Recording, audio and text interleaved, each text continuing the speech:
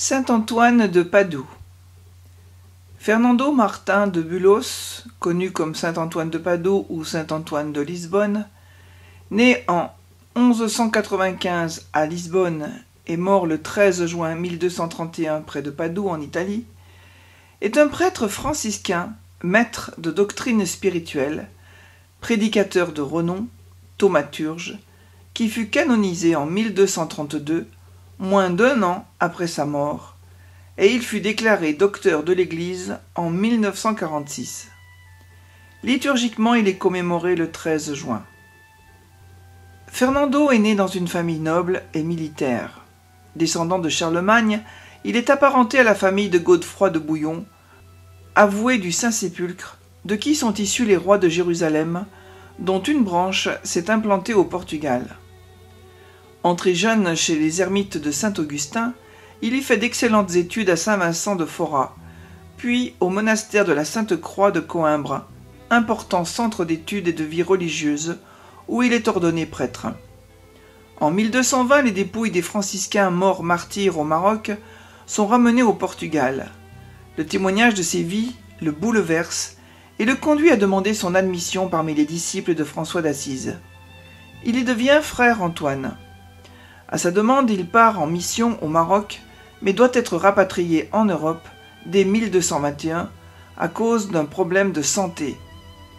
Son bateau est dérivé par les vents sur la côte de Sicile où il rencontre les franciscains de Messine.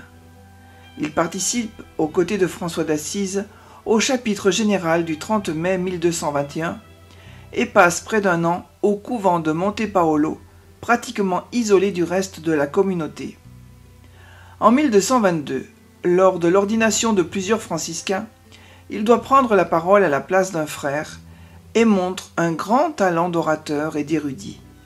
François d'Assise l'envoie alors prêcher en Italie et en France. Il prêche et enseigne la théologie à Bologne, puis va s'établir dans le sud de la France, à Toulouse et Montpellier. Antoine connaissait très bien la théologie et ses prédications rencontrent un succès important, favorisant la conversion de nombreux cathares. Il fonde un monastère à Brive où il obtient de nombreuses conversions. Tout comme Vincent Perrier, il sera d'ailleurs surnommé le marteau des hérétiques. Sa connaissance remarquable des Saintes Écritures lui font conférer le titre de trésor vivant de la Bible par le pape Grégoire IX, qui l'admire beaucoup.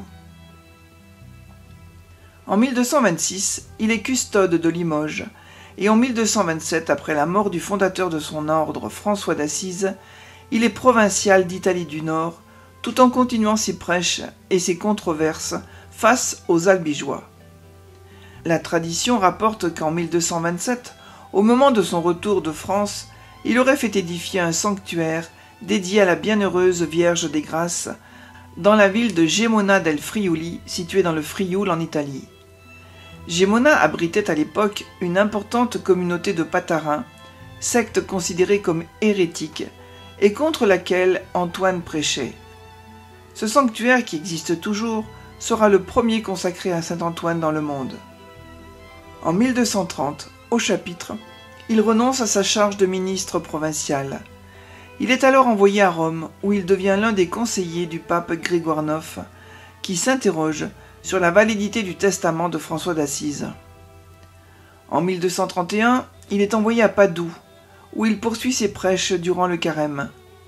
Il meurt d'hydropisie et d'épuisement le 13 juin suivant, à Arcella, près de Padoue. Si son apostolat dura moins de 10 ans, le rayonnement de ses paroles et de ses actes aura une portée internationale jusqu'à nos jours. Antoine est canonisé dès le 30 mai 1232 par le pape Grégoire IX en raison d'une quarantaine de guérisons. Les foules viennent nombreuses. Aujourd'hui encore, elles se pressent dans la basilique de Padoue, en Italie. Le culte du saint se répand surtout au XVe et XVIe siècle. Il devient le saint national du Portugal, dont les explorateurs le feront connaître au monde entier. Il est ainsi le patron des marins, des naufragés, des prisonniers. Également vénéré en Italie, son culte sera ensuite propagé en France par l'immigration italienne après la Première Guerre mondiale. À partir du XVIIe siècle, Il est également invoqué pour retrouver les objets perdus, puis pour recouvrer la santé et pour exaucer un vœu. L'idée d'invoquer saint Antoine pour retrouver des objets perdus vient du fait qu'un voleur, qui deviendra un pieux novice, lui aurait dérobé ses commentaires sur les psaumes et se serait ensuite senti obligé de les lui rendre. Les récits le concernant contiennent de nombreux épisodes surnaturels, comme sa faculté de bilocation, celle de se faire entendre et comprendre des poissons, ou l'épisode selon lequel il aurait une nuit tenu l'enfant Jésus dans ses bras. Les principaux attributs d'Antoine de Padoue sont la bure franciscaine, l'enfant Jésus, une mule, un livre, des poissons, un cœur enflammé, un lys. Au Moyen-Âge, les représentations de saint Antoine de Padoue sont assez rares, mais elles deviennent très courantes à partir du XIVe siècle. La plupart des églises comptent aujourd'hui une statue de lui. Il est généralement représenté comme un homme chétif, alors qu'il était en fait d'une forte corpulence, vêtu de la bure franciscaine nouée par une cordelière à 3 nœuds, et tenant dans ses bras l'enfant Jésus, et en main un exemplaire de l'Évangile.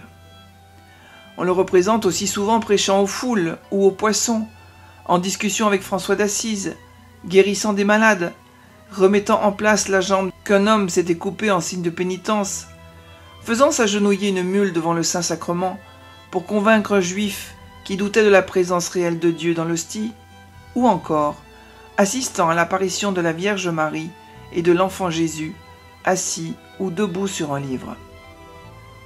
Prière de saint Antoine de Padoue, Notre-Dame, notre espérance. Nous te prions donc, Notre-Dame, notre espérance, toi qui es l'étoile de la mer, brille sur nous qui sommes ballettés par la tempête de cette mer du monde. Guide-nous vers le port, protège par ta présence notre sortie de ce monde, afin que nous méritions de quitter en toute sécurité cette prison et parvenir heureux au bonheur qui n'a pas de fin. Que nous l'accorde celui que tu as porté dans ton ventre bienheureux et allaité avec tes seins très purs. À lui soit l'honneur et la gloire pour les siècles des siècles. Amen. Prière de saint Antoine de Padoue à Jésus. Ô Jésus, ramène-nous jusqu'à toi par le harpon de ta croix. Ô Jésus, notre Sauveur, ramène-nous jusqu'à toi par le harpon de ta croix, de la fange où nous vivons, afin que nous puissions courir attirés certes pas par des effluves de parfum, mais par l'appât des douleurs de ta passion. Ô mon âme, tu peux préparer un collier pour tes yeux. Oui, ce sont des larmes bien amères que tu auras versées sur la passion du Fils unique de Dieu, sur la mort de ton Seigneur crucifié. Ainsi soit-il. Prière à saint Antoine pour obtenir une grâce ou pour retrouver un objet perdu. Grand saint Antoine, je vous félicite de toutes les prérogatives dont Dieu vous a favorisé entre tous les saints. La mort est désarmée par votre puissance, l'erreur est dissipée par vos lumières. Ceux que la malice s'efforce d'accabler reçoivent par votre secours le soulagement tant désiré. Les lépreux, les malades et les estropiés obtiennent leur guérison par votre vertu. Les orages et les tempêtes de la mer sont apaisés sur votre commandement. Les chaînes des captifs sont rompues par votre autorité. Les choses perdues se retrouvent par vos soins. Tous ceux qui vous invoquent avec confiance sont affranchis des maux qu'ils endurent et des périls qui les menacent. Enfin, il n'est aucune nécessité sur laquelle votre pouvoir et votre bonté ne s'étendent. Ô saint Antoine, puissant intercesseur, par toutes ces grâces que le ciel vous a faites, je vous supplie de prendre un soin éternel de mon âme, de mon corps, de mes affaires, de ma vie tout entière. Assurez que rien au monde ne pourra me nuire, tant que je serai sous la conduite et la sauvegarde d'un tel patron et protecteur. Recommandez mes besoins, présentez mes misères au héros des miséricordes, au Dieu de toute consolation, afin que par vos mérites, il daigne me fortifier dans son service, me consoler dans mes afflictions, me délivrer de mes maux, ou tout au moins me donner la force de les supporter pour ma plus grande sanctification. Ô parfait imitateur de Jésus-Christ, qui avez reçu le privilège spécial de réparer les pertes, je vous supplie de me faire retrouver la volonté de Dieu, ou au moins le repos de mon esprit et la paix de ma conscience, dont la privation m'afflige plus sensiblement que la perte de toutes les choses du monde. À ces faveurs, joignez-en une autre, qui est de me tenir ferme dans la possession des vrais biens intérieurs et cachés, en sorte qu'aucune force ennemie ne me les fasse perdre et ne me sépare de mon Dieu, auquel soit honneur et action de grâce, maintenant et toujours, ainsi soit-il.